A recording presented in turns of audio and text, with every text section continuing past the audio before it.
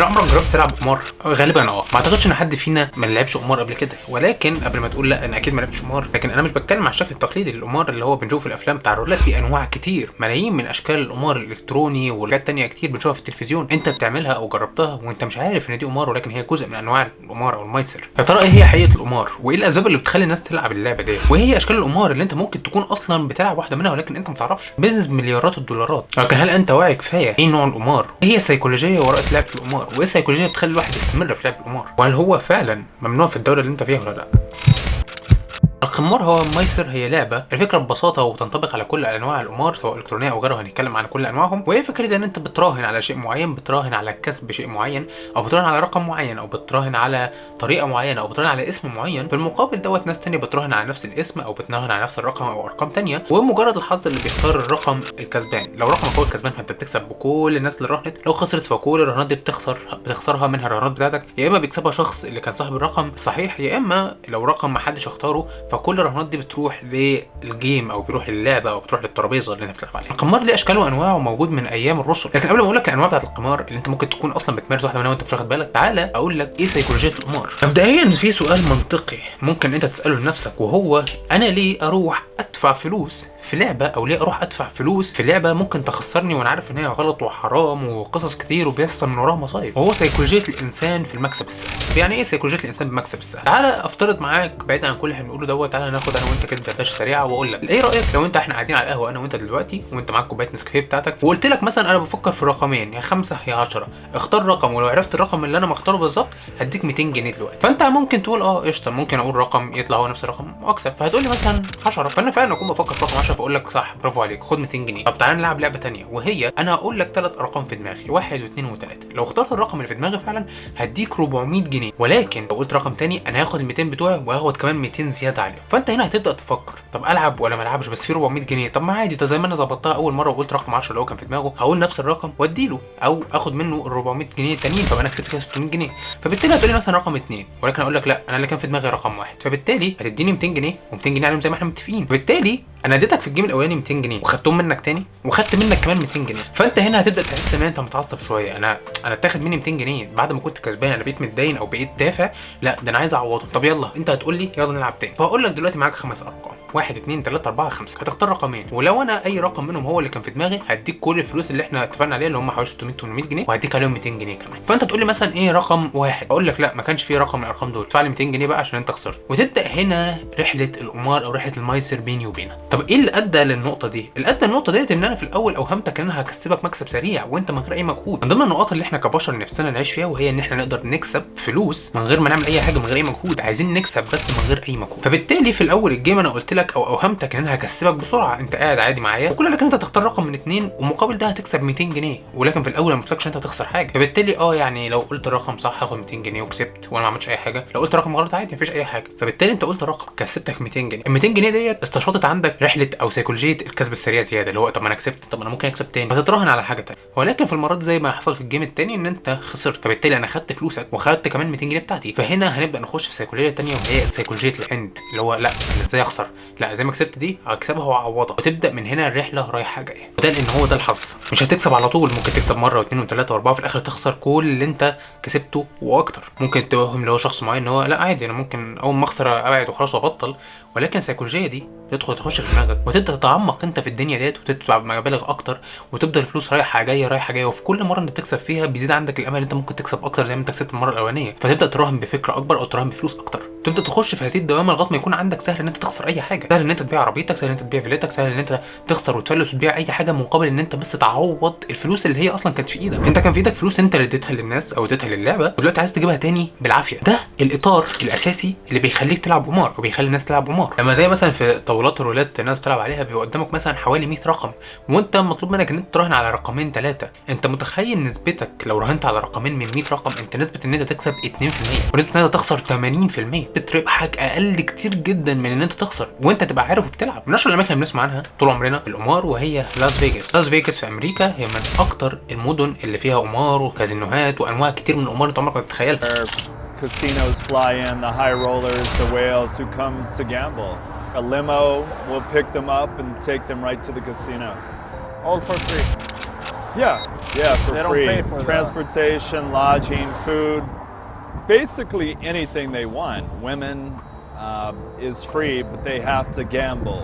فبيجي الغني الملتي مليونير ده يجيبوه ببلاش وطيارة وجت ومش عارف مين وفندق فاخر، وبعدين يجلس يصرف له 20 30 40 مليون دولار في ليلتين ثلاثة ويرجعوا بلده. مجرد ما تدخل المدينه ديت انت فعلا عندك كل الاغواءات اللي تخليك تلعب قمار، من اول الكازينات اللي في كل حته اللي فيها القمار العادي والالكتروني، تسهيلات هناك بشكل فظيع عشان يدوك فلوس عشان تلعب بيها. على سبيل المثال ماكينات الاي تي ام او سحب الفلوس في كل مدن امريكا او في كل الولايات بتاعت امريكا، الحد السحب بتاعك في اليوم $200، ولكن لاس فيجاس الوحيده اللي حد السحب بتاع الاي تي ام مفتوح عشان من الاخر يسهل عليك اسحب والعب اسحب والعب. لاحظنا انه الاي تي ام ماشينز اللي هي سحب الاموال في كل امريكا في حد $200، ما تقدر تسحب اكثر من $200 الا في لاس فيغاس الحد مفتوح، تقدر تحط كرتك وتشفط $1000 مره واحده، سحبه واحده. ليه؟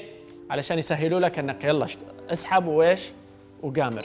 مش بس كده، هم عشان عارفين ان انت تلعب قمار وهتخسر وممكن تخسر كل فلوسك، فحطوا لك محلات الرهن. طب يعني ايه رهن؟ الرهن دوت بكل بساطه وان انا بروح محل انا معيش فلوس، بروح محل فبعرض عليه مثلا ساعتي، بقول له انا معايا الساعه دي قيمها لي، فمثلا المحل يقول لي الساعه دي مثلا $50، فبحسبها عنده مقابل ان انا بيزيد عليها فوائد. هو انا مش بعتها له هو اداني $50، هو اداني $50 وعليها فوائد الساعه ديت كل يوم او كل وقت حوالي $10 10% ايا كان بقى النسبه، مقابل ان انا اروح العب $50 اللي انا راهنت بيها ساعتي عشان اكسب، بعد كده ارجع اخد بقى ساعتي بالسعر اغلى من اللي انا حطيته. يعني انا لو حطيت ساعتي مثلا $50 وقعدت 3 ايام العب، لما اجي اشتري ساعه تاني مش هتكون ب $50، هتكون ب $150. فده نوع تاني من انواع سيكولوجيه القمار، اللي هو انا خسرت كل حاجه فبقيت حتى الحاجات اللي معايا زي ساعتي تخليت عنها، وبعد 3 ايام هرجع اشتريها تاني بسعر اغلى. طب ما هي كانت معايا في ايدي. لكن زي ما قلنا انت بتخش في حاله ان هو انت عندك استعداد تخسر اي حاجه مقابل ان انت تعوض المكسب بتاعك، مهما كنت قوي هتخش الدوام. اصل الموضوع لو مش قوي كده زي ما احنا بنقول، ما كانش بقى فيه اماكن للتاهيل والتعافي من ادمان القمار، اماكن متخصصه ان هي تخليك تتعالج من القمار، لان هو ادمان زيه زي اي حاجه تانية. فالقمار ادمان، هو ادمان ان انت عمال تصرف فلوس اكتر من ان انت شايف ان انت عمال تخسر. طب بعد ما عرفنا كل ده، ايه انواع القمار؟ ايه انواع اللي بتندرج تحت كلمه القمار اللي انت ممكن زي ما قلنا تكون بتعمل اصلا حاجه منها وانت ما تعرفش؟ ومن اشهر انواع القمار هي القمار الالكتروني، اللي هو اصلا بيندرج تحت انواع كتير جدا، بيندرج تحته تصنيفين اهمهم هو تصنيف اللي له علاقه بالجيمنج والفيرتشوال او الحاجات الالعاب والحاجات الواقع الافتراضي او الحاجات الافتراضيه المش حقيقيه، والمراهنات او الالكتروني على حاجات موجوده على ارض الواقع. لو هنتكلم عن الجزء الاولاني هي مراهنات على حاجات بتحصل بالفعل انا بكسب من وراها. من اشهر الحاجات دي وهي مراهنات على لعيبه الكوره، انت بتراهن على لاعب معين دوت هيجيب 3 اجوان الماتش دوت، او بتراهن على الفريق الفلاني ان هو هيكسب، او بتراهن على الفلان دوت ان هو مش هيلعب الموسم ده. وكنا اتكلمنا دوت عن فيديو حقيقه كاس العالم متلاعب بالفيفا اللي هسيبه لك في الاي هنا فوق، ممكن تشوفه هيعجبك جدا. والنوع الثاني اللي له علاقه بالجيمنج والفيرتشوال، وهي الالعاب بتخليك تلعب نوع من انواع القمار اللي انت مش فاهم ان ده قمار اصلا. برامج كتير وابلكيشنز كتير البيزنس موديل بتاعها او الربح بتاعها بيعتمد على ده. انا كنت شغال في شركه لموبايل ابلكيشن، كان جزء من جوه الموبايل ابلكيشن دوت ان في الجيمز دي تعتبر قمار، وهي كانت حاجات كيوت جدا انت ممكن تشوفها تعتبر ان هي اكيد مش قمار. ان هو انت بتخش لعبه بتراهن على جزره او على سمكه او على مش عارف ايه، وبتراهن ده بفلوس فعليه او بكوينز فيرتشوال جوه البرنامج بتشتريها بفلوس فعليه. يعني مثلا بشتري مثلا ب $100 مثلا 2000 كوين، ال 2000 كوين دول ببدا العب بيهم جوه اللعبه دي. فعلى سبيل المثال مثلا براهن على سمكه او براهن على جزره او براهن على ايا كان، وبيحصل زي رولات كده بتختار اوبجكت من اوبجكتس معينه، ولو اخترت الجزره مثلا او اخترت السمكه اللي انا مختارهم انا بكسب، ولو ما اخترتهاش او اختاروا حاجه ثانيه اوبجكت ثاني انا بخسر. قمار بحت ولكن الكتروني. وعايز اقول لك من واقع شغل انا كنت بشتغل في الابلكيشن دوت وكنت بشوف الناس اللي بتلعب في الحاجات دي، وعايز اقول لك ان الفلوس كانت بتتصرف مش هبالغ لو قلت ان هي لو على مدار كبير شويه ممكن توصل لميزانيه دول، الافات الدولار بتتصرف في اليوم في العاب زي دي. وبس مش في الابلكيشن اللي كنت شغال فيه دوت او بس، ده موجود في ابلكيشنز كتير، ده بيزنس موديل ابلكيشنز كتير. والمراهنه دي كانت موجوده زمان ولسه هي فكره مثلا المراهنه على الاحصنه، ان انت مثلا كانوا بيراهنوا زمان على 4 احصنه بيلعبوا، فبيراهنوا ان الحصان دوت هو اللي هيكسب، ولو كسب بيكسبوا وهكذا. نفس الكلام بس متطبق على موبايل او جيم. انا اقول لك ليه القمار الالكتروني دوت اخطر كتير اصلا من اللي هو الرولات او الحاجات اللي فيها عنف بس، لان بكل بساطه القمار الالكتروني دوت نتائجه ما بتكونش حظ، بتكون لوغاريتمات، اكواد معينه بتحسب حساب معينه، فبالتالي اللوغاريتمات ديت هي اللي بتحسب مين يكسب ومين ما يكسبش. ولو مش واخد بالك اكيد اللوغاريتمات هتكون هدفها ان انت تدفع اكتر وتخسر اكتر عشان تدفع اكتر، بس ما يكون فيها رولت او عنصر بشري او حظ بحت. لان اكيد البرنامج اللي هو عامل اللعبه دي او عامل الجيم ده جواه وهو بيصمم اللوغاريتمات او الاكواد بتاعت اللعبه دي، اكيد مش عايزك انت تكسب، اكيد عايزك تخسر وتكسب كل 10 مرات مره عشان تبدا تلعب. فبالتالي انت داخل القمار الالكتروني ده وانت عارف انك كده هتخسر، مش هتكسب، مفيش، ولو كسبت فالمكسب ده مش هيعوض لك الخساره. فانت حرفيا انت تحت ايه رحمه اللوغاريتمات اللي هي لو مش واخد بالك مش في صالحك اكيد. من ضمن اشهر حاجات القمار الالكتروني ناس كتير ممكن تكون بتستخدمها، انت نفسك ممكن تكون بتعمل الموضوع ده، وهو حاجات المراهنه على اللعيبه ولكن في موبايل ابلكيشن. اشهر الحاجات دي وهي الفانتسي. كده انت بتلعب فانتسي او عندك واحد صاحبك من اللي بيلعبوا كوره بيلعب فانتسي، واللي هو ان انت بتجمعوا مع بعض مثلا فرقه وبتبداوا تشتروا لعيبه وتبيعوا لعيبه، واللعيب الفلاني ده لو جاب هدفين فانت بيسمع عندك ب3 نقط مش عارف ايه. انا مش متابع كوره ولكن بشوف ده مع اصحابي. الفانتسي دوت نوع من انواع القمار، انت بتراهن على حاجه هي ما لهاش اي عوامل غير ان اللاعب ده ممكن يلعب حلو ممكن يلعب وحش. يعني ممكن يكون لاعب كويس وانت متوقع ان هو يلعب كويس، هيحصل مثلا حاله وفاه مثلا فيلعب وحش، فهي حظ بحت. وفي ناس بتلعب بالفانسي والحاجات دي على فلوس، يبقوا جروب كده ومتقسمين ان هم اللي هيكسب هياخد مثلا بيدفعوا زي فلوس وبياخدوها. ولكن عزائنا لبعض الناس عشان الناس ما تزعلش مني، اللي بيلعبوا فانسي دوت ما بيكسبوش فيه فلوس او ما بيتراهنوش على فلوس، هم بس بيلعبوا لمجرد المنافسه. يعني قنوات التلفزيون العيانه شويه تلاقي بيقول لك اعرف الممثل الفلاني يكون ملغوش على عينه ويبعت لنا رساله او يبعت لنا حلم او دريم او ريف على رقم مش عارف ايه، وممكن تكون الكسبان بمليون دولار. طب ما ده ايه ده؟ انت بتبعت رساله ب5 ريال ولا ب5 جنيه ولا ب5 دولار رساله، ومفروض بيقول لك ان انت كل ما تبعت اكتر فرصك هتزيد. فانت مثلا تبعت ب1000 جنيه رسائل مثلا على حسب قرعه ممكن تكسب فيها وتبقى انت اللي كسبت المليون ريال. ده مش قمار خالص، لا انت ما بتلعبش حظ، انت بتحط فلوس وبتاخد عادي. كل الحاجات دي انت ممكن تكون جربتها او لسه بتجربها او لسه مندمج فيها وانت مش عارف ان دي فيها قمار. ممكن حاجات تانية كتير احنا ما ذكرناهاش في الفيديو. مش هكلمك ان هي حرام وحلال، لكن هكلمك ان انت بتخسر ما بتكسبش. اي حاجه انت بتعتمد فيها على الحظ او بتعتمد فيها على حاجه ما فيهاش مجهود معين، تعتمد على حظ اللوغاريتمات ايا كان وبتصرف فيها فلوس على امل ان انت ممكن تكسب منها او لا. وهي دي الحقيقه بتاعت القمار. مفيش حد بيبقى غني من القمار. وكمان يندرج على نفس ده اللي هي نصيب اللي بنسمع عنها في امريكا. ممكن تروح مثلا محل تشتري مثلا كوبونات كده فيها ارقام معينه وبيتندها على ارقام معينه هي اللي بتكسب، ولو انت الرقم ده بتكسب مليون دولار كده من الهوا.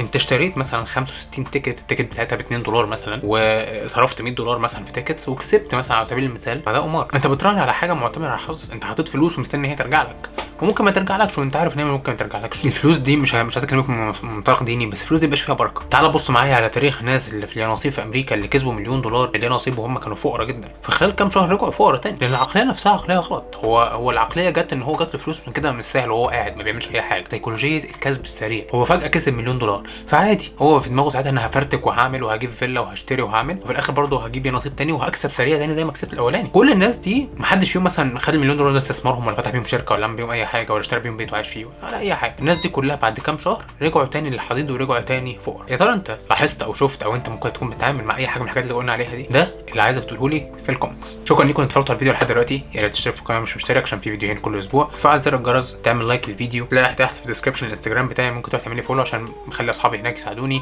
ان هو نختار عنوان الفيديو اللي هينزل بعد كام يوم او اللي هينزل على طول على اليوتيوب. بس كده، وقول رايك تحت في الكومنتس، وشوف الفيديو اللي هيطلع لك هنا او هنا او الفيديوهين اللي هيطلعوا لك هنا دول انا برشحهم لك جدا هيعجبوك. سلام.